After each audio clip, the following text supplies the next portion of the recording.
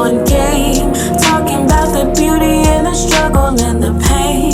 Speaking on adversities and gain along the way. Showing real love and uplifting names.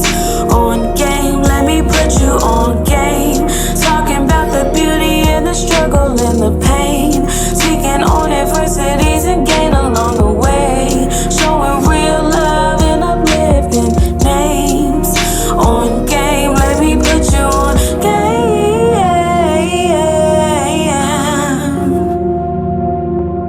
Let me put you on game.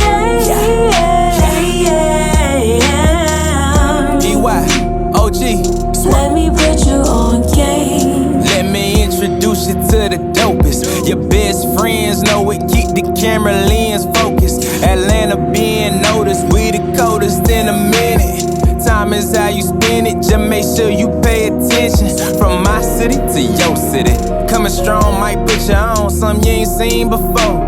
Like homie, you ain't know the kings and queens that bring the things that make you know. Round of applause, I'm on my job, no clocking out. So tell me, what is you talking about? See me on your TV, probably smiling like I'm about to take a picture. Spending money all type of ways, cause God knows you can't take it with you. Let me hit you with the fast, dog. I ain't staying where I'm at, dog. I'm out here like a logo, man, I put that on everything. Big wings, I carry dreams, ain't got time to just maintain. Succeed, my last name, guaranteed I keep it swing. Standing on business, the Lord is my witness. I promise that won't ever change. Just let me do my thing, and I bet I put you Let on me put game. you on game. Talking about the beauty and the struggle and the pain.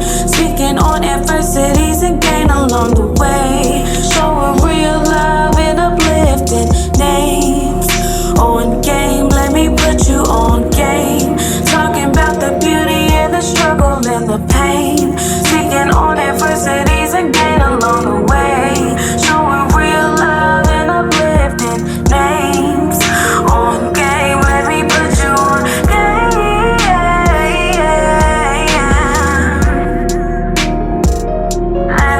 you on game.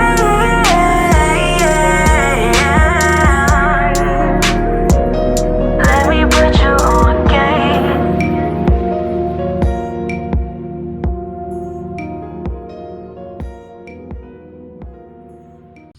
How you doing? How you doing, man? We're back with another episode of Put You On Game. Man, I have another special guest with me. Put You On Game alumni, man. She's a videographer, CEO of the Conqueror movement, also radio personality. I got that girl, KHADIJAH. Hey, what's up, y'all? I'm back at it again with the back at it again, putting you on game. What's happening? What's going on, man? What's going on? How you been doing, though? How you doing lately? I feel good. Honestly, like, I feel really good. And, you know, sometimes people, they'll say I feel good or I'm good every time you ask them how you are. But for me, I feel it. I feel good. I feel good from the inside out. So do you remember how it felt when you didn't feel good? Whoo, baby. You was faking it. Honestly, when I didn't feel good, I could tell because I just wasn't motivated. Like, it took everything in me to just be like, let me get up, let me put in this work, you know, let me sit down, let me create something today. You know, as creatives, sometimes we have a burst of ideas and sometimes we have those moments where we don't have inspiration. Absolutely. So it's like working through those things is like a reminder to myself, like, you're capable, you're worthy, you can do the things that you want to do. Absolutely. And you just have to, like, we talked about it, you just got to start, you know? Absolutely. So how did you get out of that process? Talk to us, like, how did you get out of that process and become that motivated? Yeah, definitely. You know, I can definitely, you know, kick it off being really real. Back in October, I took a 28-day fast. So what I did was, you know, I had my active time in the morning where I didn't really like eat much, and then there was a certain time frame where I would eat, but it did more so a lot more from my mentality. So there were certain things out of my day that I would cut out. I wasn't, any vices that I had, we nixed those. Any like things that I was just like overindulging in when it comes to like reality TV or different things like that, I just kind of stopped. And I really focused on building a better relationship with myself and then also building a better relationship with God and like my faith and my spirituality. Because I felt like I was so into the hustle and bustle of everything else that was going on that I was losing myself. And when you lose yourself and you look in the mirror and you don't really know like who that person is or like where that person went, like you know how you were when you were at your peak. Absolutely. So it's like being very accountable. I was like, you know what, something's got to change. So my faith really, really, really helped me out a lot. I leaned a lot on my community. I like, you know, there were moments where, of course, you know, you want to seclude yourself, but I pushed myself to be like, yo, like, can we talk? Can I just like let some stuff off real quick? Or, you know, I've been kind of feeling this way and I just kind of want to get your thoughts about it. And that's very, very helpful. Like lean on your community, y'all. Like y'all don't got to do everything by yourself. Lean on your community for sure. And even in times where I didn't, ask you know, for inspiration, like you are consistent in that you'll hit me up, you'll be like, yo, I'm proud of you, and like those got me through some days. I'm not gonna hold you. So it was definitely like a choice and a decision to be better coming outside of that. And the reason you know, it's crazy because we're just living back to back guest. I have my guest RJ, and she did my intro to my podcast. Yeah. So we definitely talked about that, and she kind of went through some of the you know, a lot of changes last year, because we just talked about the process of the intro, how it was supposed to come about, and it was supposed to been came out, but it ended up dropping this year in January. So we talked about that, you know what I'm saying? She kind of went through, you know, changes too. She talked about, you know, like how major changes in her life made her scary. Yeah. You know what I'm saying? It put her through like a real dark place that she was hard for her to get out. And it's crazy because you basically saying the same thing she said. She liked to be isolated and she had to lean on community and how important that was. I like that. Sometimes you just gotta strip the extra, you know, like as creatives in the society that we're in and like with everything that we've got going on with social media and what it looks like and like everything that you have to do, that checklist that you have, it's like, okay, but am I including myself on that list though? Because sometimes as creatives, we don't do that. Like we think we are. Like I like to do video. So of course, like incorporating that into my list is like, oh, okay, like I want to create today, but it's also like, but what are you doing for yourself today? Like, how are you watering yourself today? So that's really important. Absolutely. And I always send encouragement.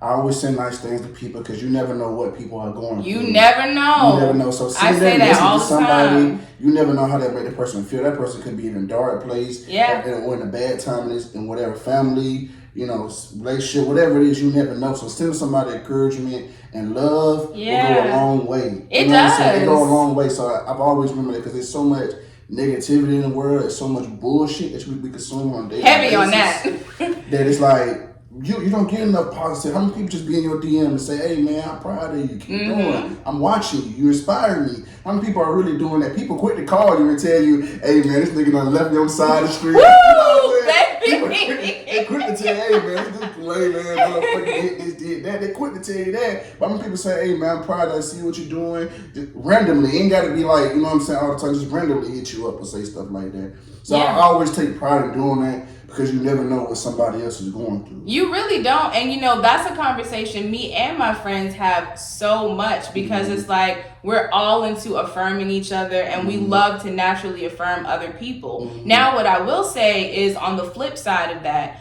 watch who waters you. Because a lot of times as creatives and as people that, you know, have genuine hearts and genuine good energy, a lot of times you can overpour and it just be so natural. It's just like, this is just what I do. And I say that a lot. Like I catch myself saying that so many times. And so recently I feel like I've gotten to a space where it's like, I only really hear from this person when they need me for a video. I only really hear from this person when they want to pop outside or something. It's never, yo, like, how you feeling today? Or let's have a conversation, or, you know, pull up on me, you know, let's catch up. So I'm realizing more and more that I'm kind of separating myself from a lot of the acquaintances, because we got to get real about who our acquaintances are, okay? And then also leaning into into my friendship. So a big thing for me this year, because of the fact that last year was so, I'm on go, I'm pouring into myself, I'm doing this, and this. Now I'm pouring into my friends. I'm pouring into my community. I'm still on my list, you know, but I'm also actually checking the temperature a little bit more. If I see that a friend has posted something, or if I haven't heard from them in a while, hey, you good? Let's just talk for a minute. And you know, sometimes that could just really make somebody's day for real. Absolutely. Yeah. Absolutely. And that's what I learned too. So that's why I always reach out, you know what I'm saying? Like when I ain't see you, I'm like, I haven't seen you. Yeah, he is so good about that. I will definitely say that. because man, y'all inspire me and I love it, and I want to see y'all win and succeed. Yeah. And sometimes, you know what I'm saying, you never know, especially with all this, you know, suicide going on, this mental health stuff is getting real bad out here. You just never know. So when people fall off the face of the earth, and I'm good for that. My friends know I'm real good for that. What the fuck is going on? You know what I mean? Let me reach out. Let me call or something. Let me see what's up. Let me see what's up. You know? Let me at least try. You know what I'm saying? If you don't reach back, then I can't do nothing. But let me at least know I tried. Right. Exactly. Like, you at least know somebody cares. Exactly. And that's something that I can confidently say is that I don't feel like I'm not cared for. I don't feel like people don't have my best interests at hand. And it's because I have people that show me that so consistently without me even having to ask them. And that's so important for me because it's like, I already have such a hard time asking people to do anything. So it helps a lot when it's like, you know what? I know you didn't ask, but I'm going to show up for you anyway. Absolutely. That really makes a difference. Now, I will say this.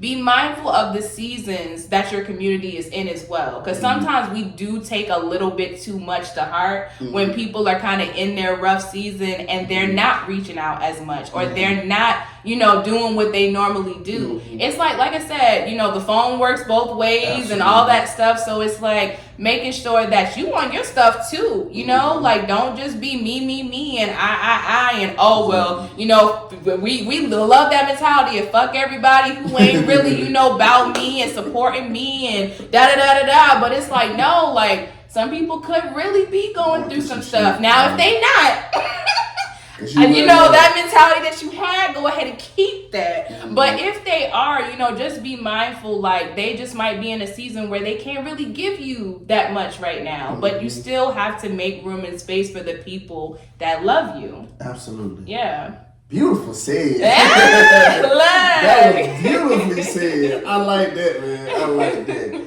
And that's good. You know, I mean, I think all of us, you know, because people are not dependable. Like you said, asking for help, people are not dependable and people don't do something that comes in their heart. But with you, I feel like the reason why you probably don't have to, why people, you know, care about you, because your spirit is beautiful, man. Like every time when you come in the room, you feel it. Your energy is always good. You are super nice. It's like, it's kind of hard not to care about you.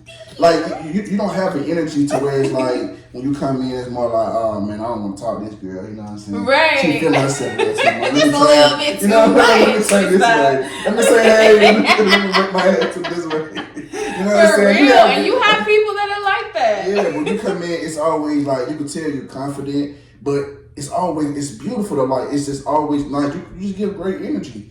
And you can feel that it's contagious. So when you come in feeling good, you're feeling good too. Okay, and that's what it's about. That's what it's about for real. I love to make the people around me feel good. Whether I know you or not, like I'm just all about good energy. Absolutely. I don't do the negativity.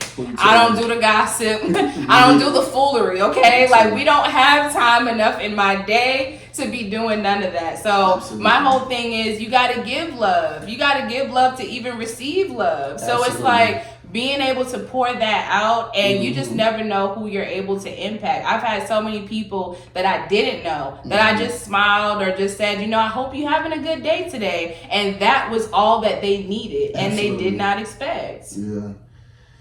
It be the little things, people. Be the little things. It do. Like, don't forget the little things for real. Don't forget them.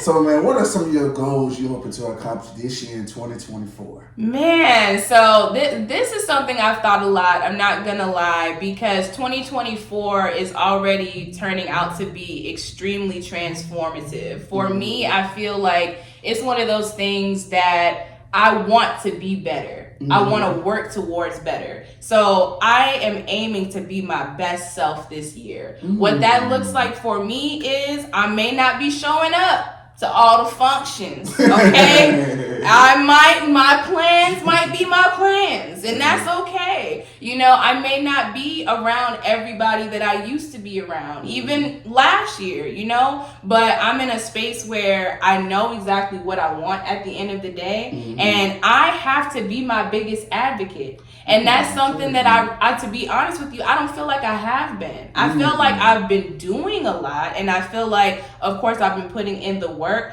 but as far as kind of popping my shit a little bit or putting myself in rooms and being a little bit more on a pitch level, like, hey, this is what I do, this is what I'm passionate about, how can I actually like help you with that? I feel like I could do a little bit more in that area. So I really want to find groups, spaces, events that really do mirror the things that I want to provide, especially as a videographer, as a storyteller, you know, and really producing more stories.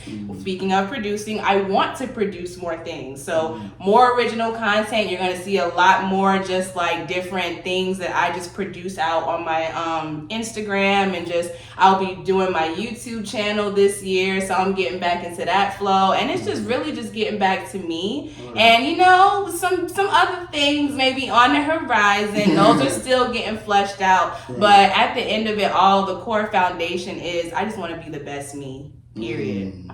So, in the midst of all that, when did you realize that you wasn't being the best you? Because sometimes it's important, like you said, you know, we get lost in ourselves. Sometimes we doing this, and then sometimes we in the flow of things. Like, but when was that moment where you realized, were you at a certain place, or were you at home, or what was that moment you realized that you really like being your best self?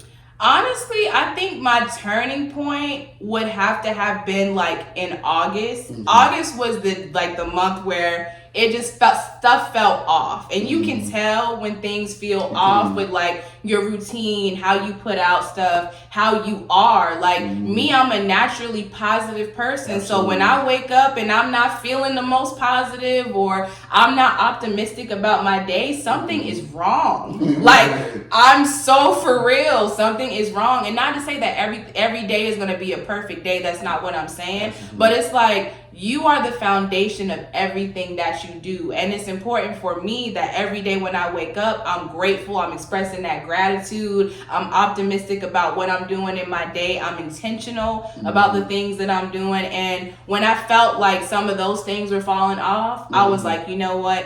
How can we retrace our steps? Let's figure out where we went wrong or where we're going wrong, so that we can get ourselves back on track. So by the time I got to October, baby, I was ready for that total transformation. I really was. And I was just at that space where it's like, you know, I'm not doing the things that I actively want to do in my life. And as the year closes, let me get back to myself and let me really figure out what I need to do. And so that's just where we've been at. I like that, man. I like that. So the Conqueror movement. Yes. How was it created, and what does the Conqueror movement mean to you? Yes, so Conqueror movement is my baby. It's the only baby that I have. Okay. Conqueror movement is my child. It is a production company, and it is kind of going through its transitions, but it started from a space of just wanting to inspire people to be their best selves. And that's really where Conqueror came from. And then I was challenged in college by one of my advisors to kind of take that on a deeper level. So like, how are you going to empower people to be their best selves? I was passionate about video and storytelling, and I knew that had to be intertwined somewhere. And so when I took my first abroad trip to Japan, that's when I started falling in love with video and what it would mean to kind of like speak things from a universal language. And so from there, I just kind of naturally built my team, or just kind of attracted a team of people that are interested in the same thing that I was. And we were able to create a foundational space that was like, yo, people can see themselves in this work. We're creating work that allows people to have dialogue. What does it mean to be Black in today's society? And let's get deep. Black is not a one size all fits color. Like we all don't operate the same way. You have a story, I have a story, the people that are watching have their own story. We don't all have the same background. So how can we, you know, tell that in a way where we're all respected, we're all represented, and we can all feel our best self. Absolutely. So yeah, that's how I was born. I like that. And then, you know, you talked about, you know, getting a team. I think that's important too, because It is. for me, you know, I was just telling my friend this, my homie this. Shout out to Zay, it's my brother, he's on this podcast. Yes. We was talking the other day, and we was talking about a team, the points of a team, because I was like, man, look here, like, you know, the reason, like, when you first start something, you do everything by yourself. Because the thing about it is, what they don't tell you about the team is something you can't afford. A lot of folks can't afford a team. No. Because people are not going to do shit for free. That was definitely a problem that I ran into. Even once I had the team, there were points out of it where it was like, dang, like, we're not growing enough for me to be able to pay you. Right. But in order for us to grow, we have to work a little bit more. So those were also, especially as a creator, those were points of contention that I really had to think about. And it was just like, well, let's just be real. Like, either we can invest in it or we cannot. But at the end of the day, you do need a team of people to really carry that foundation forward. You need a team. Like, when you first start, like, first of all, you need some people around you who really believe in what you're doing. Yes. Because even if you don't necessarily have the money up front, like, to really pay them, like, if a person really believes in you, they're going to rock with you. They're going to rock with you because regardless. Because they see the bigger picture. They know, okay, you might not be able to pay me now, but I know when you get to that point, yes, you're gonna take care of me. And they'll do everything that they can to help you get there. Now, if you can't get there and, you know, you tried everything that you could do, there's nothing wrong with that either. I'm really big on not forcing things. And so, you know, and I haven't really spoken on it much, but, you know, Conqueror Movement is in a space where it is kind of transitioning away from a team-led production company. Does that scare me a little bit? Absolutely. But when I thought about it on a deeper level, there's so many talented storytellers out here. Absolutely. People that I politic with on an everyday basis who don't have a team, that are just all kind of getting it out the mud. Right. So what Conqueror Movement may look like, even in just the next year, it may be more so a supportive organization where we are bringing filmmakers and storytellers and content creators together, and we're creating some impactful work. I think I'm just falling in love with the idea of it can evolve whichever way I want it to go. Absolutely. And that's the power in that. Absolutely. So that's my point. I was talking more about the team, is that sometimes you can't afford a team, and you gotta have people in the beginning, have people around who really believe in you. That's gonna support you and rock, because you only got two hands. Okay. There's only so much you can do on your end. Somebody else that has to be working, has to be moving the needle for you. Yeah. You can only do so much by yourself.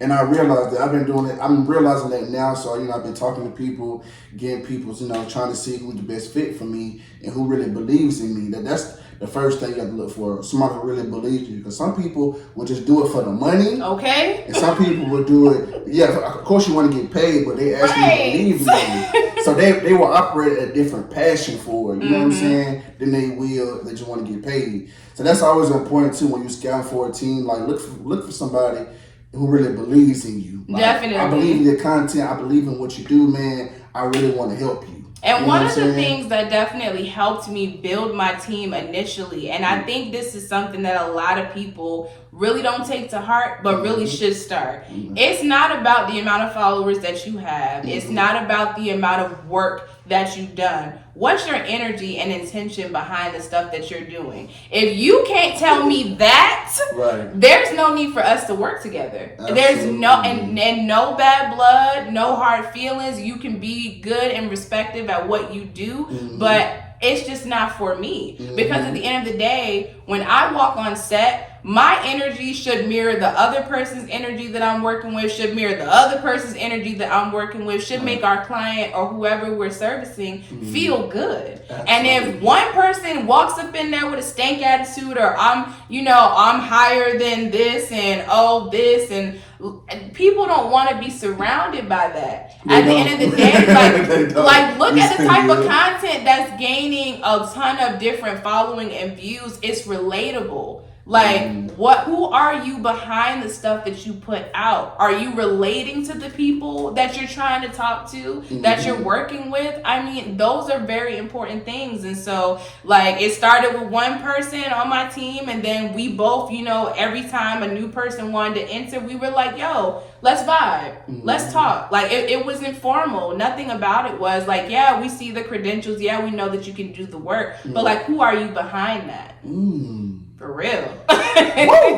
For real. Hey, don't play with her. Like, I'm telling you, her, it's so important. It will be the biggest game changer in your business. It will be the biggest game changer. Woo. Hey, don't play with Khadijah. At all, don't play with her. Man, I see you recently shot a mini documentary series called Street Dance. Yes. How did you land the opportunity, and what are some of your favorite experiences from shooting it? First of all, shout out to Dwayne of Let Us Live magazine. He and we met each other back in one of his flowers issue, which was him giving flowers to different content creators and different people just operating in those spaces.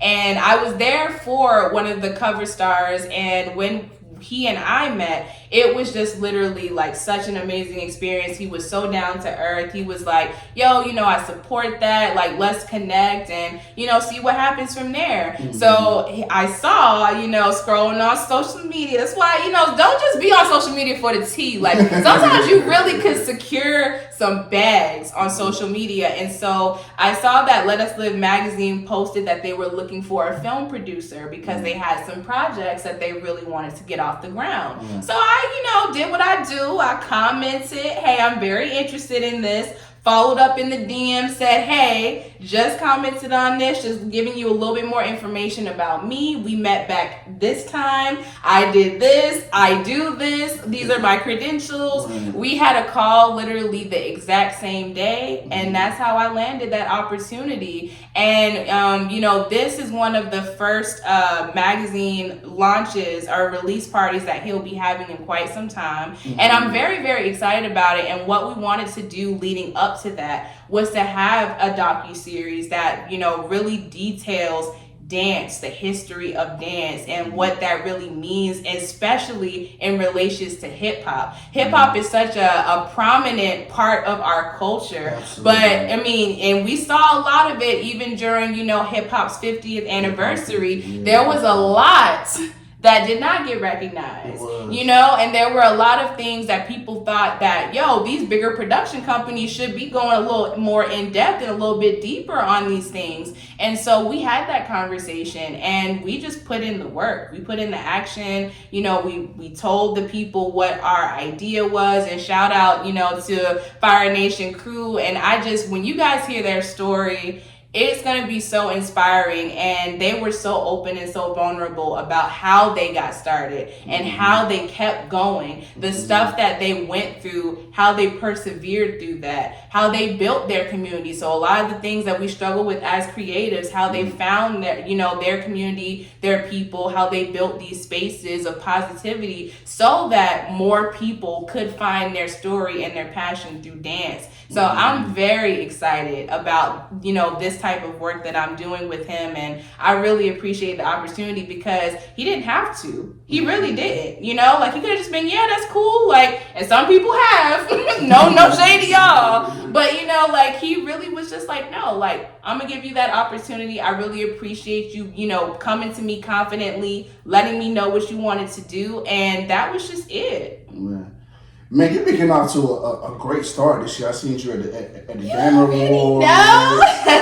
And then I see you shooting a fitness. What was it? A fitness thing? Yeah, so, you know, and that's a part of, you know, just me kind of getting out of my own way this year with storytelling. You know, I do a lot for the clients that I service, but a lot of times, and that was one of the things that I wanted to change coming into this year, I don't shoot a lot of content for myself. And it's not that I don't want to, because I have notebooks on notebooks of ideas, y'all, but it's sometimes we don't make the time like we say we want to, or sometimes we put too much like thought into it. And for me, I'm like, ooh, this gotta be right, and then, you know, that imposter syndrome kicks in when I see a fire video and I'm like, dang, it's got to come like this or whatever the case may be. But now it's like, no, I'm coming like me. I'm coming like me, and I'm figuring out what that looks like, and I'm going to try different things, and some things are going to hit, some things are not. But the things that I've taken that chance on, like the fitness video, it was like very popular, and people were like, yo, I didn't even know about this. So you just never know who's watching you. You just got to start. You just have to get out of your own way. So when it comes to accepting the opportunity or putting yourself out the opportunity, like, how do you like, what's the process of knowing when I'm going to accept it and I'm not going to accept it? So for me, it's all about that intention. What are you about? What's the project about? You know, if you are somebody that is trying to get something off of the ground and you don't have the budget, you really have to pitch a little bit harder. And it's not like no shade. I'm not like, come on, let's be real. Let's be for real. Because I'm just keeping it real. Because I'm at the place now where it's like, I know for a fact that naturally I can do something without having to be paid for it. But I'm also in a stage where I have to make money and invest in myself from my craft, okay? Like, y'all wasn't with me when I bought that first camera, when I bought my production set, you know, different things like that. And it's like, those are things that nobody else paid for. I paid for those things. And so it's like finding that balance between, okay, what does really fit me and what doesn't fit me that well. And if it's gonna be something where I'm not, you know, included in a budget or whatever the case may be, it's like, well, how else are you pouring into me? Right. You know what I'm saying? And Absolutely. If it's more so me pouring like all of my energy, all of my resources, all of my time, because it's not just, my time doesn't end when I walk off set. My time ends once you get your video back in full. You know what I'm saying? Like, I do everything. I shoot, I edit, I like direct, I storyboard. Like, I help you with your vision from start to finish. So for me now, I am kind of like, what's up? For real. It's not even just that. Like, you still got bills to pay too. Exactly. And it's like, you can't be crazy. Because you got bills to pay. You might have to pay other people's bills. And just ain't no telling what your situation is. Exactly. So I definitely understand that. But to the consumer, that never matters. Right? It's like, damn, you charging too high, or why you doing this? Listen. And damn, do you know what I have to go through to do this? And you know, I don't even take that to heart, because my price is my price for a reason. And even still, a lot of people will say I undercharge a lot for my services. And it is because there is a belief factor that I do have in the people that I work with. I'm not all about the money. And sometimes I've had people come in and be like, hey, I see what your packages and stuff offer. I'll be honest with you, I'm not quite there yet. This is what I have to be able to invest in that. This is what I want to do. How can we kind of meet in the middle? We do have situations like that. I'm never against that. But for you to just be like, well, okay, you find somebody else. I'm not tripping at the end of the day. You saving me a lot of time, edits, all of that. So it's like, it's no shade. If you find somebody that matches, that really, really does care about your end product, because that's what I always stress to people. Don't just get somebody just because they know how to shoot something. Do they care about what they're shooting? Do they care about your success after I'm done? Because some people I never see again. And then there's other clients where we're working consistently. Regardless of whether I work with you for 6 months or if I work with you for a week, I'm invested in you. So yes, we have to pour into each other. Absolutely. I love that. Man, let's get into this game. Okay, let's get into the game. I gotta get you, man. No, he's trying to come for my streak, yo. Because, man, she whooped my ass last time. Man. I went out terrible. I said, listen, it's gonna be one of those times where I I had my dog Shania on here a few weeks ago. She beat me 4-1-2, and I got her ass last time. Oh my gosh! So I got her 3-2. I think it was 3-2. See, so I was okay with that. I just wanted her to get like two. I was cool with her protecting my getting too wrong. streak. I just didn't want to get. I was cool with her getting too wrong. That's all. Because I had 4 rounds. Like, oh man, no, I can't. I got Like, I can't go out like this. We had to put him on the game. It goes like this. I ask you 5 questions. Whichever ones you get right, I take a shot. Whichever ones you get wrong, you take a shot. Now, the point of this game is a guessing game. I'm not expecting people to walk around with the answer to these goddamn questions. Okay? You're not going to answer the questions. But because I was ask you what's 2 plus 2, you know, that wouldn't be funny. I mean, I'll be taking shots all goddamn day. Right, for real. You know what I'm saying? But I guess Not a bad look. it's 50-50. And I can get multiple choice. You know what I'm saying? And I keep it on black excellence as, you know, entertainment, movies, music, sports, all that good stuff. Yeah, So so how you feeling? You scared to smoke? I feel good. We got this, y'all. It's gonna happen. You know what's crazy? Last time you was a little scared. I was a little scared, but now I'm a thug. Because Kiara only got one wrong though. She did before 1 too. The crazy thing about she was scared too, but then she was like, you know, I'm gonna start falling for that scary stuff because every time somebody's scared, they always win for some reason. You know, watch me be a little confident now, and I don't do that. I'm a little shy. I don't know if I want to, you know what I'm saying? Nah, these people right there, all right. I'm not falling for that no more. I'm not falling for that. Look. No more. Okay, question number 1. What's up? Let's go. Who has more number 1 hits? A, Cardi B, Ooh. B, Kanye. Oh. Because they both be coming out with the hits. They do. You know, just because I feel like she been breaking a lot of records lately, I'm going to say Cardi. That's your final answer? It's my final answer. God damn. Period. Don't play with me. Stay with me. What's up? God damn, Yeah. bro. You know what's funny, bro? Read it and weep. You need to chase it? What's up? Man, you know what's funny, man? You know what's funny? I actually thought you would get that answer wrong. You know what? And I thought about it. I was like, Because some people when they answer questions, they answer like what they heart. They be like Kanye. You know what I'm saying? Listen, you know I love Kanye down. Shout out to my Gemini brother, but I just knew. I was like, I ain't no way. But it's close. It's close though. It's not like it is close. I do know that. I was like, man, this girl. Man, you a good guesser, man. No, let me stop doubting myself, man. For real. So I be having to okay. Let me stop doubting myself, man, because last time I had because Shania got the first one. I got the first one wrong with her too. I couldn't whoop that ass. So let's hope this goes the exact same way. I'm hoping. And take that shot, my boy. Damn, man. We gonna get you drunk today, boy. I tell you what. Damn, man. Yes, Sirski. Woo. Let's go. Let's get it. Anyway, I might as well take a shot. Okay. Let's warm me up your vocals. Okay, 2. What Drake album sold the most units? Okay. A, Views. Uh-huh. B, Scorpion. I feel like this is probably just my little inner bias speaking because I really rock with that album heavy, so I hope it's right.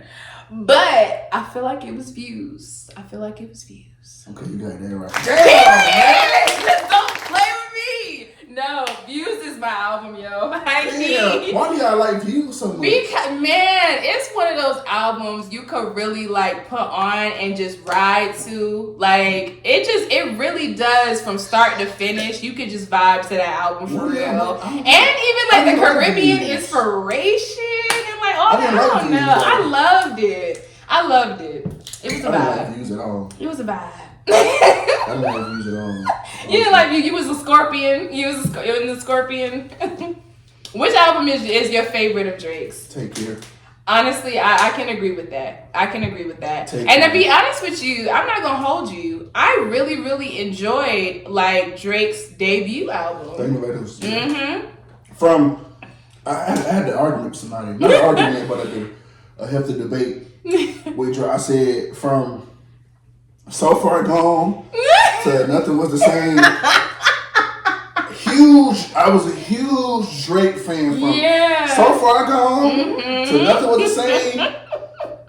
You couldn't tell me nothing. And I mean, though, I tell me nothing. I about rock Drake with them point. so heavy. But like after Nothing that Was the era, Same, I feel like he started going down here. I didn't like. You love Views. I didn't like Views. I did. It grew on me because I didn't like it at first. More Life. Mm-hmm. Certified Lover Boy was okay. Yeah. But I didn't like Certified. Oh no, not Certified Lover Boy. For My Dog. Okay. Certified Lover Boy was cool. I didn't like Certified Lover Boy was good. I did enjoy that album for real. Like I was like, okay, Drake, and then like I was like, why did you put out another album? For My Dog. I didn't like. I don't understand. Like you could have just ended it right there. For My Dog. I didn't like that either. Yeah. And I didn't like how he got on the song J. Cole and J. Cole killed him like that. Like I mean, J. Cole. J. Cole the best rapper. I'm just saying, J. Cole is too cold to just be thinking you but about to Drake get. is him too. Drake, He is him. But I'm saying it's the three-headed snake. Him, Kendrick.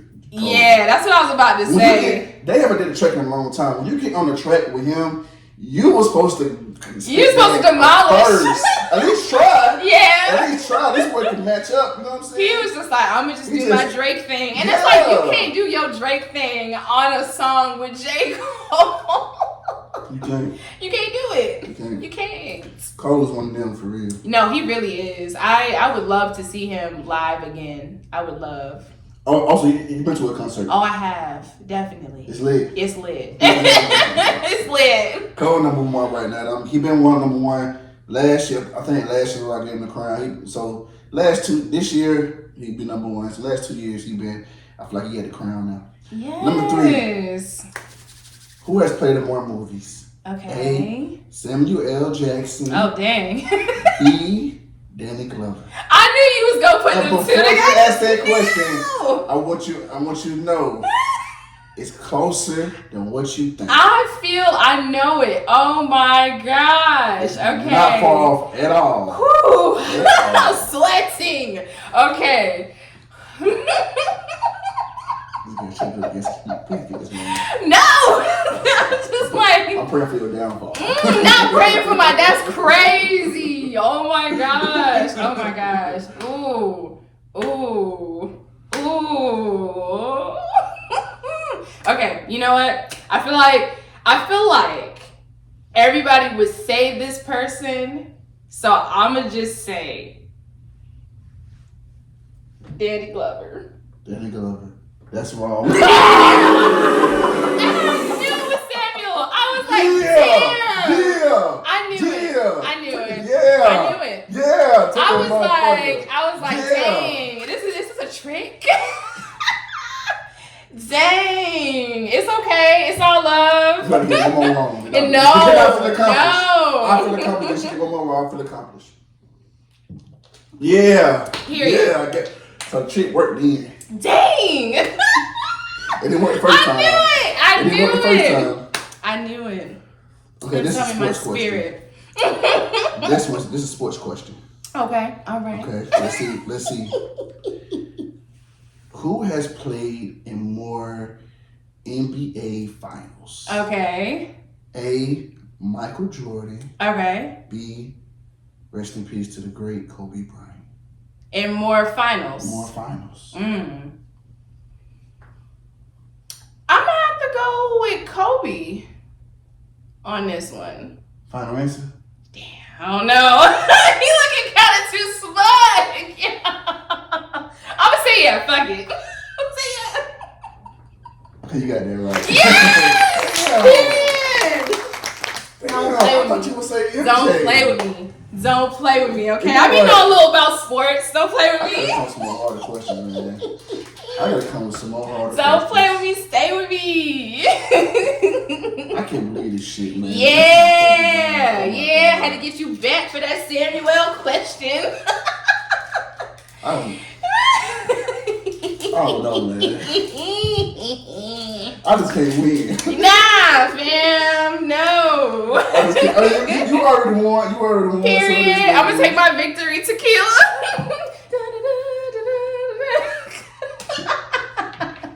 I won't let you be alone. No, that was so much fun. That game was always fun. Got one more though. Oh shit. Okay. You know who it. I mean, Just in case. I mean, people right there. Okay. Who has more top 10 hits? Okay. A. Beyonce. B. Rihanna. More top 10 hits. They really, they are like neck and neck for real. That's crazy. I'm gonna say Beyonce. That's wrong. I just knew it, but I was like, are we counting Destiny's Child too? Because technically, but you know, it's all good. Yes. I just want you to get 2 wrong. That's it. That's fine. I just want you to I'm get still 2 the wrong. go to this. I just want to get 2 wrong. I'm still the go. Yeah. You still beat me though. You beat me again. It don't matter how you lose, but I feel like I did Whatever. Now he was vindicated. I was vindicated, man. You a great guesser. You know what? Because I thought you would. The question I thought you would get wrong. You really sat down and thought about it deeper. I did. Because sometimes when you ask somebody a question, what I told her, like the point of the game sometimes is like I'll ask you a question. I know what your head will go initially. Yeah. So I want to see, are you going to really think about what I said? Or are you going to go with you just, that's what I did with the Samuel question. You know what I'm saying? That was him. You know what I'm saying? So I want you to think, like, damn. Or is he tricking me? I try to play mind games. You did. This one he plays some mind games. Just be careful. Y'all be careful. Stay woke. Oh man, let's get back to it, man. Yes. So what's happened to the Let's Talk show, man? Yeah, man. So I know, y'all been missing us. We've been missing y'all, but we have ultimately decided that we were going to just explore some other endeavors. And it really wasn't like anything bad, no shade or anything like that. But I think going back to just our initial conversation that we had like earlier in the podcast, we both recognized that we were working on so much. Like when we had the radio, we had so much popping off both collectively and respectively. So it was one of those things where we had that conversation and we were like, yo, I can see that we ain't really putting in the bandwidth the way that we really want to really run the show, how we want to run it. And I think initially we also thought that there was going to be just a little bit more of a push for the show. And I think what we realized is that we're just in a separate space right now. Like we're in a space where it's like we want to invest our energy into different things. I mean, as a creative, a lot of people know like you don't really make a lot of money either. So you really have to advocate for yourself and like what are those opportunities that are going to invest in me properly so that I can invest in myself properly. So that really was like ultimately the end all be all of it. And it was just like, like we don't want it to go. It was definitely one of those like sacrifices that we had to make, but it was a necessary sacrifice. I like that. So what's so do you plan on ever doing the radio? I would love to do radio again. I would love to. It's amazing. And people say that. So I'm like, oh, not y'all missing me. So I really like I would say one of my goals going back to that question would definitely be to get back into the radio somehow, whether it be on the production end or whether it be, the personality. I really would love to explore what that looks like. I don't know what that looks like right now, but I'm open to that. And I think I'm just in a season where I'm open. Like I'm open to the possibilities. If this is what's lining up for me, I'm gonna do it. Like I'm not shying away from anything that's for me in 2024, okay? So if you want to see me on the radio, go ahead and give me a call. You definitely be on some type of radio. some type of podcast. I can see you doing both. I miss it. Even though you love being behind the camera and stuff, you also need to be in front of the camera. And people say that too, and I am gonna be a lot better about that. And that is why, like, I'm kind of initially doing the YouTube thing, and like that's kind of like a childhood kind of goal that I had, was like being on YouTube. I used to watch YouTube a lot, and I still do, actually. And I pull a lot of inspiration from vloggers and content creators and different things like that. And it's just something about like being able to see somebody and follow along with somebody that you can relate to. And like in my head, I got some besties that like they pull me out of some spaces, or they help me, you know, really get inspired and creative. And so I, you know, looking back at some of the things that I have done, like I used to blog a lot and write out a lot of the things that I was experiencing and going through just as a woman in media, period. Finding myself, figuring some things out, going through the motions. One of my most like popular blogs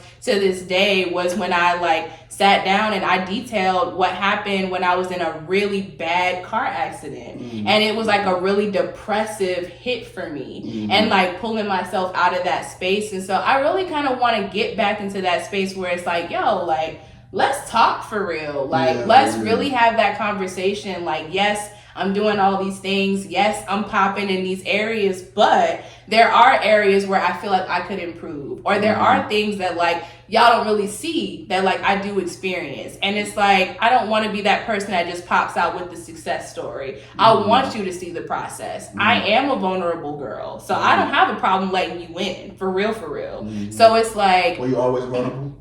Yes. And my mom hates it.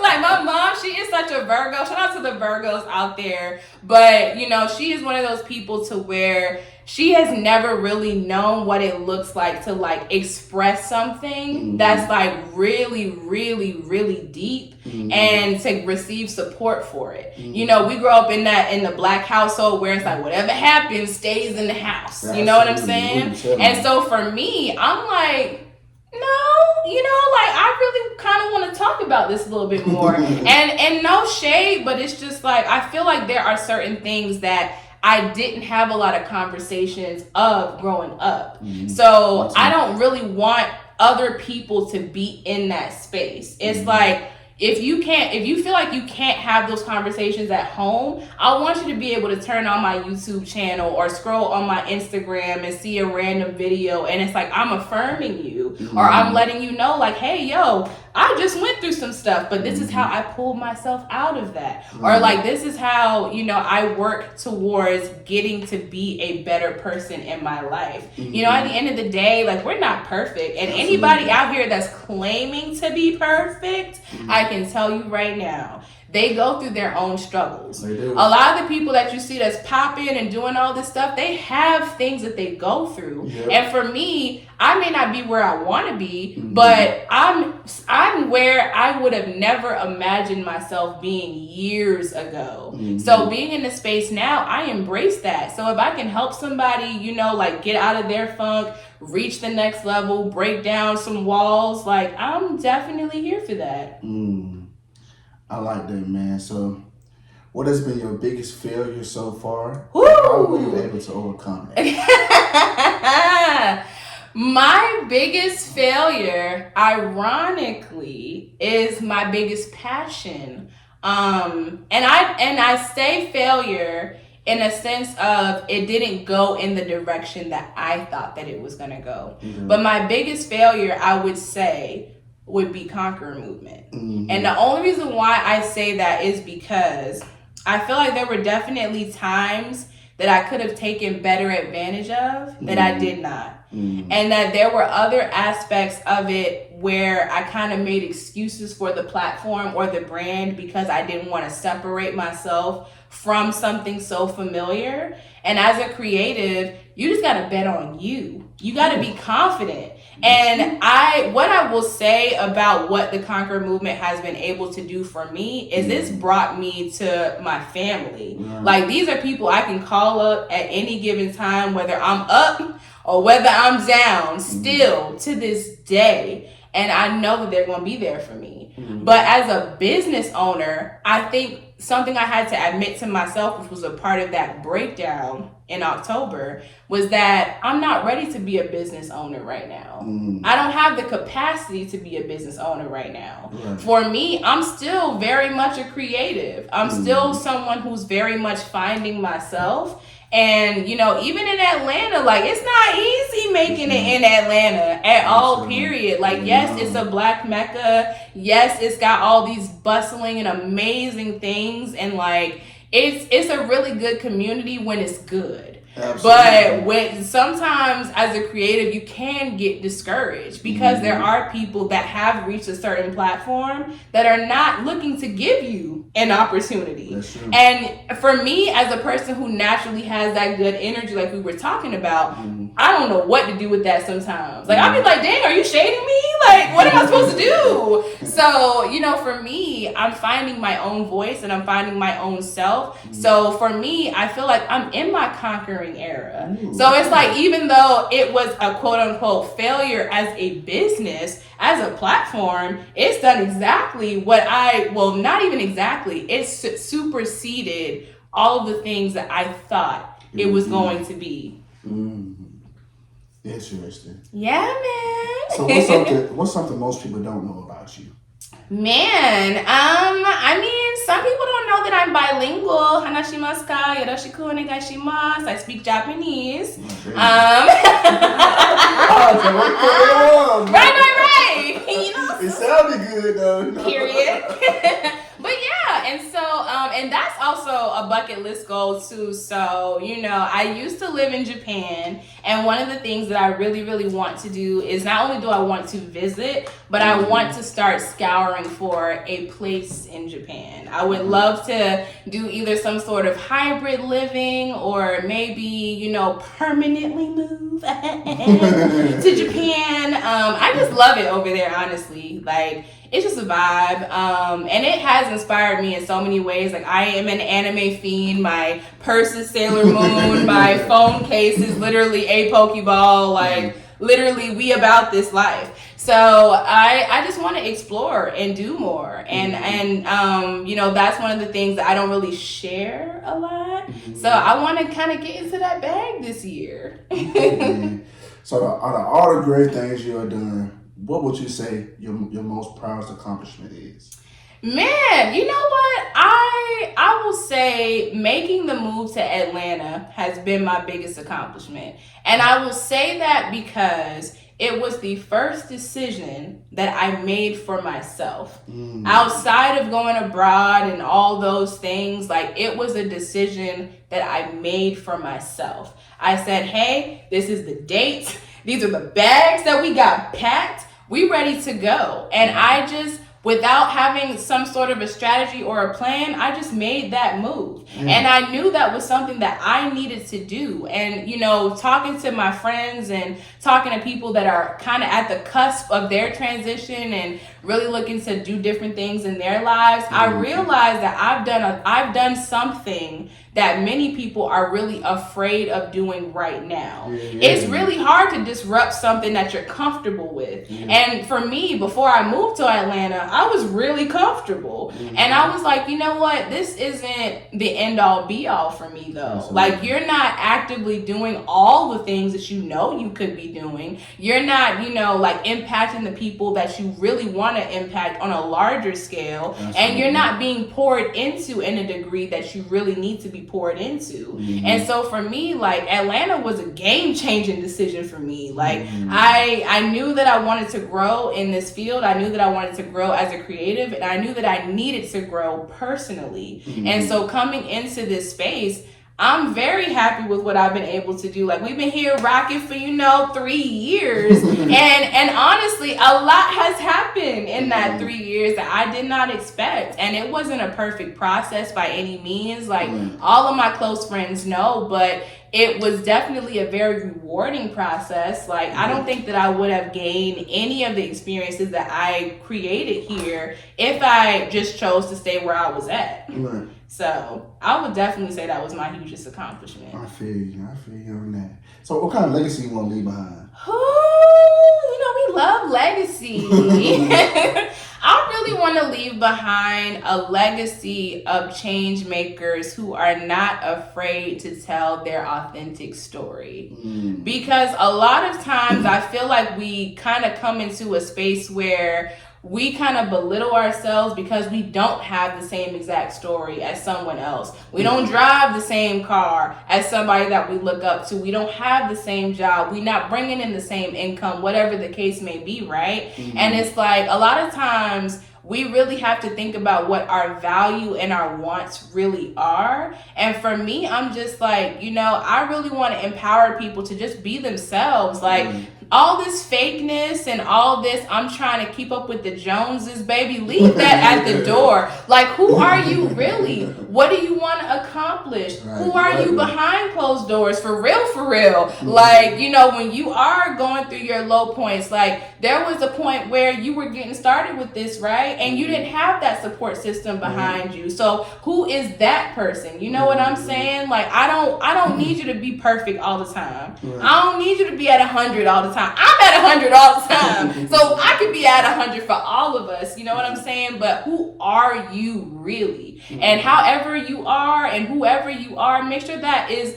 literally shown in the work that you do. When people see my work, they see me. They see the intentionality behind what I do, because I don't have to talk about it. You can see it. You know what I'm saying? And then when you have that conversation with me, it's like, oh, yo, that makes sense. It makes sense why you operate the way you do, or like why you are the way that you are. Like, I don't stress about much these days, because at the end of the day, I am who I am. People are going to accept me for who I am, and I want people to accept themselves first, and then also be able to like go back and help other people that are struggling to find themselves in their stories. Absolutely. So was there ever a point where you were insecure then? Oh, absolutely. What?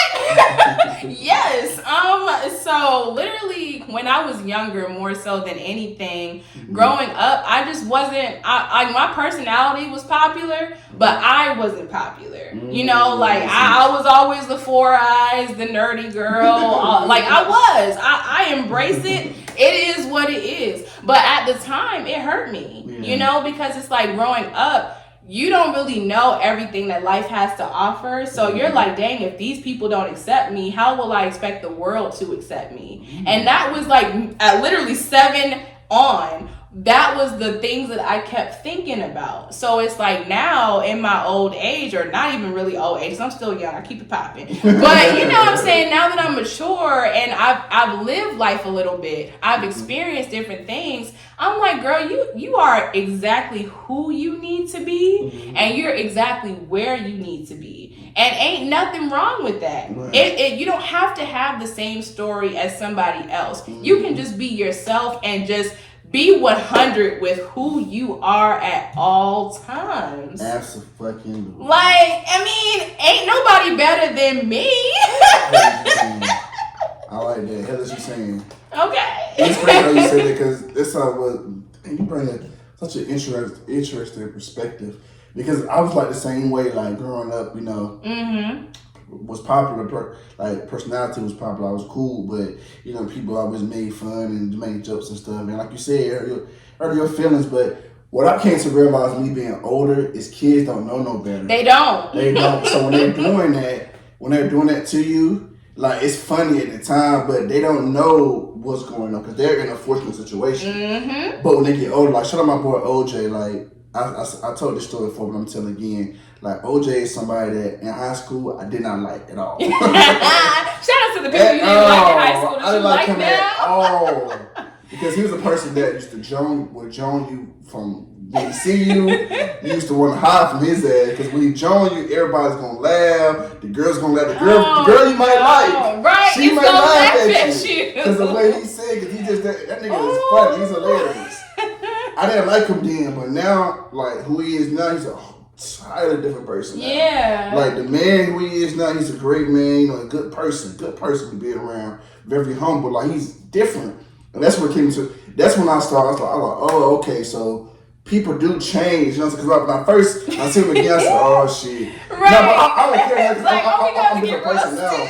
I'm a different person now, so you can't really. I don't give a fuck what he say now. But at the time I did, so I don't give a fuck what he say. But when I met him, when we met up again, we interviewed. I said, damn.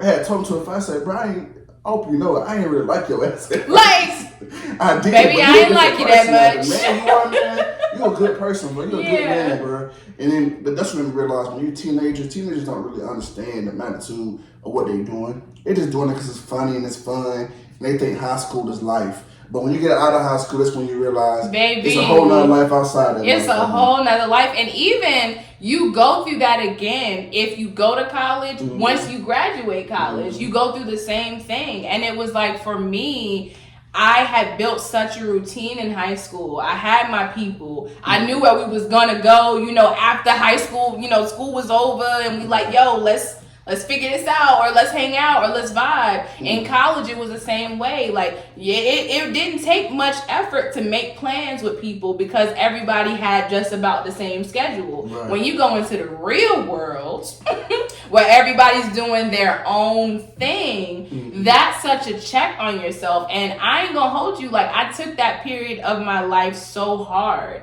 because I was used to having a support system. And it was like, dang, they have their schedule, I have my schedule, and it's nothing that we can do about it but just try to still maintain that relationship the best way that we possibly can. Absolutely. And I feel like as you enter adulthood, whether you have gone to college or not, you still know what it feels like to build a routine or build a community of like safeness and just like consistency, and then all of a sudden it's not consistent anymore. Absolutely. And you're like, yo, how do I navigate this? Like, I don't think that they switching up on me, but it's also like, dang, I haven't heard from you, you know what I'm saying? Or like, I haven't seen you. And you also get to a point where you prioritize different things. Yeah. So literally, like my first, month out of college was when I secured my job as a news producer. So I had to switch from party girl and all this stuff, which I was never really a party girl, but like really being kind of carefree to like, yo, I'm a businesswoman now. Like we showing up,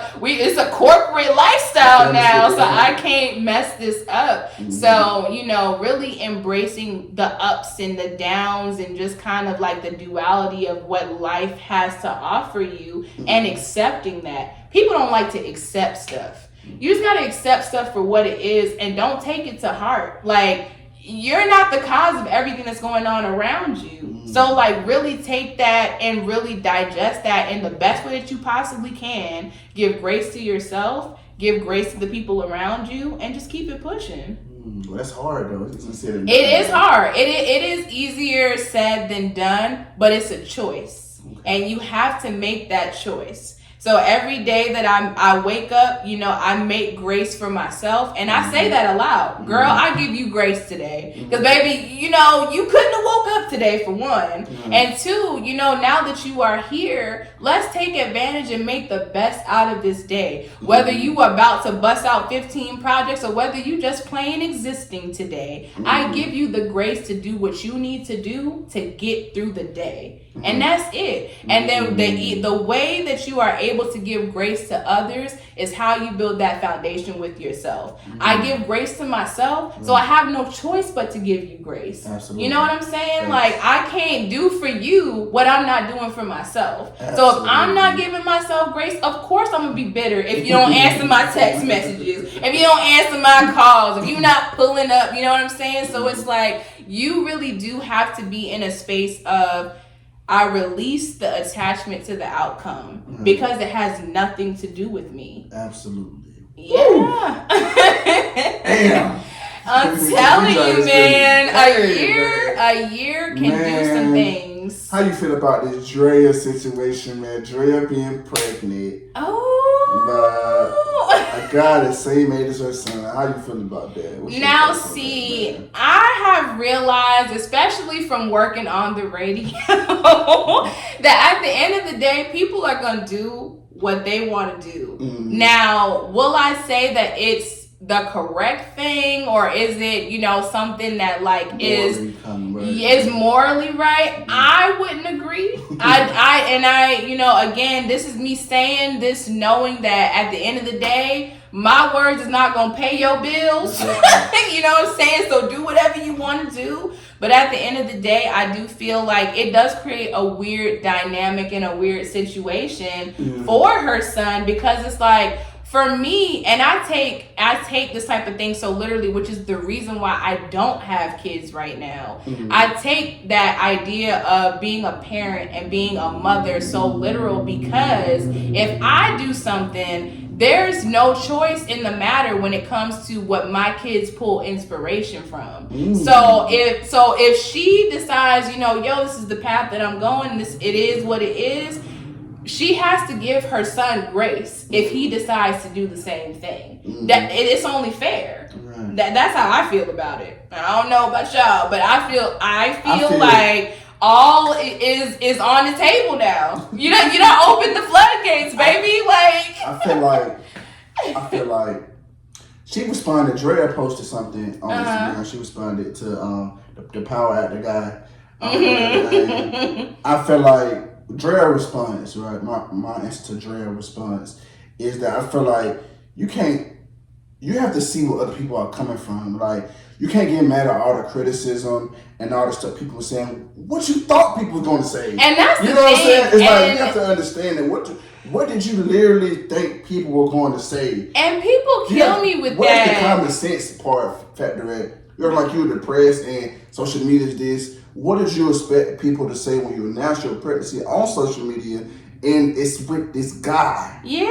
Come on now, where's your common sense at? And then at the end of the day, too, people kind of kill me with that, especially those that do have some influence, that are in some sort of limelight. Yeah. Because at the end of the day, this is the life that you chose. I didn't choose it for you. Yeah. I didn't say, yo, you go out there and you do what you do and you popping. Now you a popping star, so everywhere you go, you popping. I didn't tell you to do that. Yeah. So, I mean, is it unfair that people have so much to say about what you have going on? You could say that. You could say that. But at the end of the day, this is your lifestyle. And I can definitely say one of the people who made this apparent, right? I don't know if you saw this interview yet, but Gilly had a conversation with Cardi B recently. I didn't see the interview yet, but I look at it because I'm gonna look at it. Right. No, it's a good one. Definitely tune in. But one of the things that they made mention of on there, because they talked about it, was, this infatuation with like going against the blogs because they have so much to say about your lifestyle.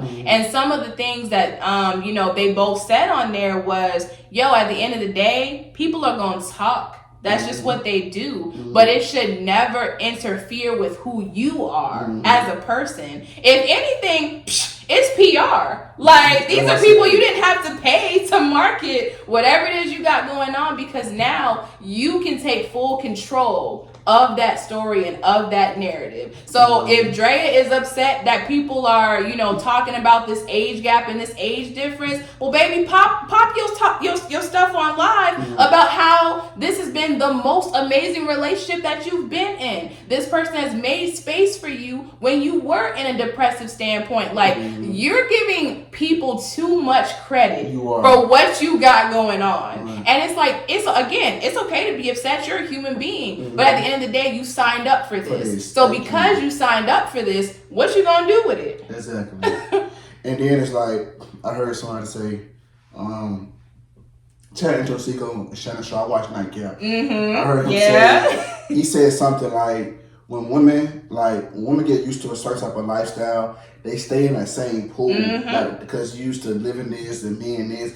You don't really date down. You know what I'm saying? You date up, or you date on the same level that you kind of used to. So from Dre's situation, she dated a football player, other athletes too. So that's kind of like her ballpark of what she does.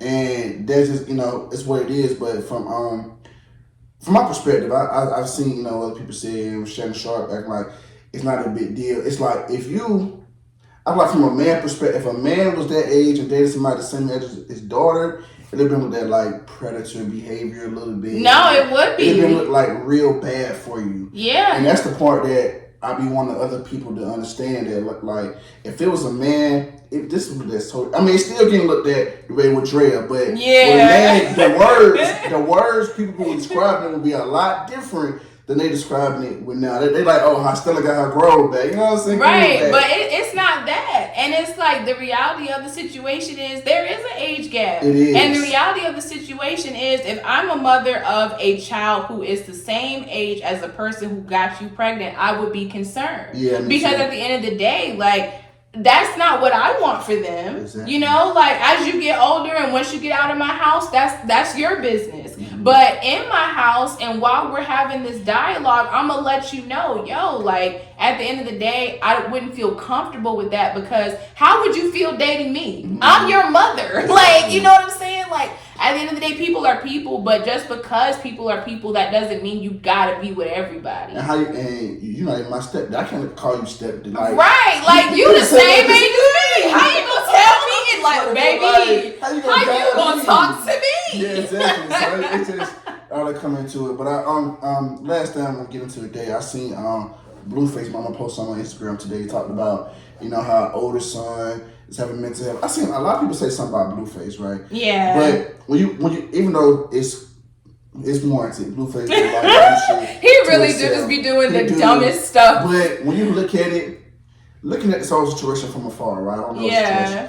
But looking at his mom and when his mom do something, how she crave attention, how can you blame the way Blueface really act for real? And that's really how can you blame that she craves attention? You always post on Instagram talking about this and that and that and that. Why are you doing that? And you know what? That brings about a really good conversation too, because a lot of children are raising themselves. Ooh, yeah. And so a lot of times those parents are not present. And I don't know anything about Blueface's background. I'm going to just, preface what I'm saying with that. But who's to say that they had the best relationship growing up? He may have respect for his mother, which, I respect him for having that. But the reality of the situation is, what has she done to really help him be that man that we know that he could be? Absolutely. He just chooses not to be. If you're constantly seeing these things and you're constantly seeing people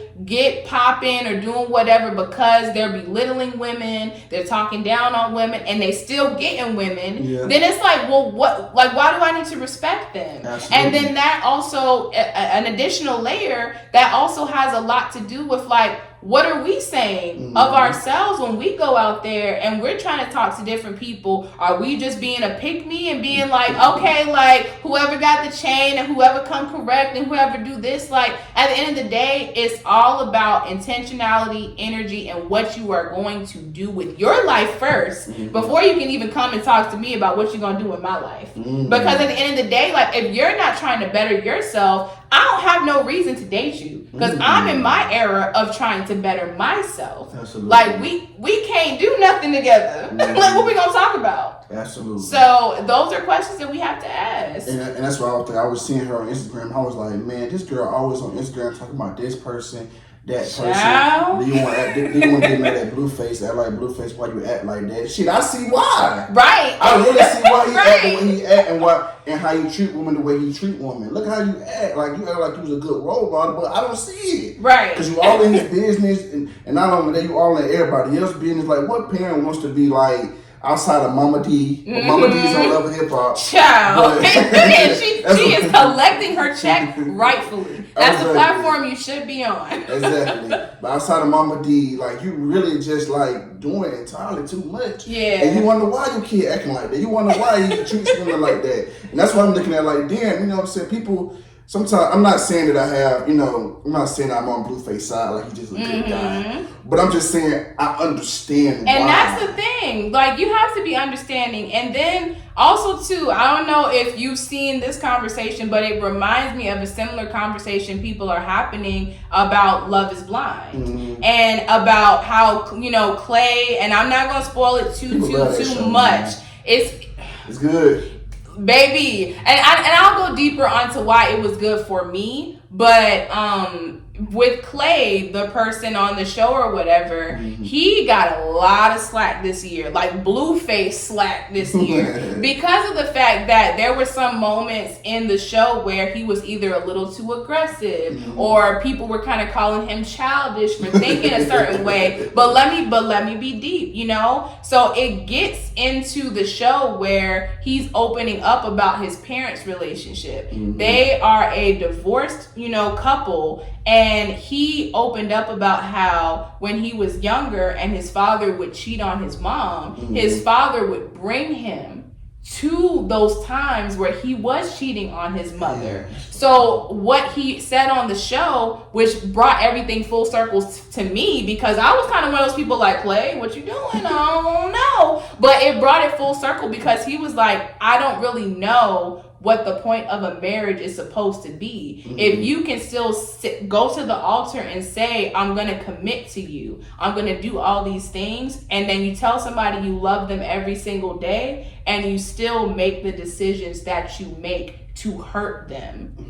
And that was a deep conversation because it was like, yo, like nobody really talks about that for real. And it reminds me of the Blueface conversation because so many people wrote him off because of his personality. But then it was like, yo, I see why now. Like I see the connection. And a lot of what we do is rooted in the foundation of our household. Absolutely. Why I say that Love is Blind, it was an interesting season for myself because really after the first couple of seasons it kind of got superficial to me, but this season it brought about some things for me that I didn't know were issues for me because I'm also a product of a divorced household. So for me it brought about different things and different ideas of why I act the way that I act sometimes because of that. And it was just a very necessary dialogue to have because this is a black man admitting, yo, I don't have the answers because of this, and I'm trying to learn how to be able to navigate that so I can be better for the person that I say I want to marry. That's real interesting. Right there. It's real. Dang, that's deep, man. It has definitely been a pleasure having you on this podcast, man. Yes. Come back and showing love. We ain't caught up in so long. We haven't. This was so much fun. Yes, absolutely, man. I created this podcast for upcoming entrepreneurs and entertainers because nowadays people only care about you once you reach the same status, man. There's so many underdogs and people out here making moves for real that are unnoticed, that people ain't really looking for, ain't touching. Everybody want to interview celebrities and want to be around celebrities. I have nothing against celebrities, but I feel like they already have platforms they can go to multiple people. It's like, what about the underdogs? Like, what about the KHADIJAHs out here, the RJs over here, what about these people that are making moves out here or doing things, but people ain't really just checking for it? You know what I'm saying? So I'm like, let me create this Put You On Game platform because these people need platforms, share their stories, share insight because y'all are a breath of fresh air, man, because y'all pour into me so much. And hearing y'all talk, y'all put me in my thoughts. I be sitting like, I be listening, like I be soaking up, like, man, I like that. Then it's deep. That's real deep. But man, before we get out of here, man, what's next for you? What can we expect from you moving forward? Yeah, man. So I'm creating a lot this year. There's a lot that I'm getting ready to put out on a personal level. So definitely, if you are not following me on Instagram, make sure you do. It's at KHADIJAH Dennis, KHADIJAH. Dennis, like Dennis the Menace, and a little underscore, just one. And that is where you will find out every move that I have going on this year because I'm going to be doing a lot of content. I'm definitely going to be bringing back some conversations. So even though I'm not on the radio, I am going to be bringing back those kind of like real talk conversations, and I want to start looping people into that too, so that'll probably be something that you'll hear from me and a few other people. But I just want to get back to the art of creating this year. Like I want to go back to that circa like 2016 2017 energy when like there was not a care in the world. Like I picked up my camera and I just went. So that's my priority for this year for sure. And then, you know, I'm back in the gym. So I'm back in my health and wellness bag. So that's something I really do want to kind of talk about a little bit more, and just like walking people through that process of like what it just looks like to just choose better for yourself. You know, like it starts with making that choice, and I want to dive deeper into what that looks like. So I want to have more conversations, and I just want to be more personable, and I really want to let you guys into my life a little bit more. I feel like it's time. I like that, man. So before we get out of here, what kind of advice can you offer to people who are going through tough times, or going through maybe family issues, or trying to navigate in this business and their passion? What kind of advice can you give to people? I will definitely say that the first thing that you have to do, and it's non-negotiable, is you have to give yourself grace for the things that you are and are not in control of. At the end of the day, every decision that you make starts with you. So if you want it, it's up to you in order to go out and get it. If you need something and you are not able to provide that for yourself, don't be afraid to say, yo, can you help me with this? Or like, can you point me in the direction of somebody who can help me with this? If I look, a lot of creatives are out here looking and hustling for different jobs and different roles. Get on LinkedIn, y'all. I'm telling you right now. Do it right now. Download the app right now. You're on Instagram, you're on Snapchat, you're on TikTok scrolling. Download LinkedIn right now. That is where the workers are at. That's where the recruiters are at. That's where the people are at that you need to network with. Get into your bag this year. Whatever that looks like for you. It could be financially. It could be I just need to self-fulfill myself. Whatever your bag looks like, get into it and be unapologetic about it. And don't be afraid to let people know, yo, I can't do the same thing that I was doing before because I'm in a different space. Be you and choose you first. And then every decision that you make from then on is just going to be so much more beneficial for your life, and you're going to feel so much better about it. Well, it's hard though. It is hard. What if you're dealing with survivor's remorse? How do you go through that? It's hard, but one of the things that I love is affirmations. And if I see something or if I hear something that resonates with me, I write it down immediately. We screenshot it. Whatever it is you need to do to remind yourself to choose yourself, do that. And if you need to take a moment, it's fine. You know, the world is going to continue to revolve no matter what. But if you continue to run yourself into the ground, there's not another you on this planet. So you have to take care of you before you do anything else. If you are not yourself, if you are not well, if you are not at your fullest potential, then everything that you do from there is going to be reflection of you. So you got to get yourself right. Like you ain't got no choice. Absolutely. You know what I'm saying? So make the decision to choose you. Even though it will be difficult, you have to really get clear on your why. If you have to literally journal that or write that down, put it on a sticky note and put it somewhere where you can see it every day, do that so that you're always reminded of what you need to do to get right. That's deep, man. I'm telling you, we're going to be all right. We're going to be all right. Hey, man, like I said, thank you for coming. No, it's a pleasure. Man. We're going to wrap this up, man. It's been wrap it up for another episode of Put You On Game. Period. All right, man.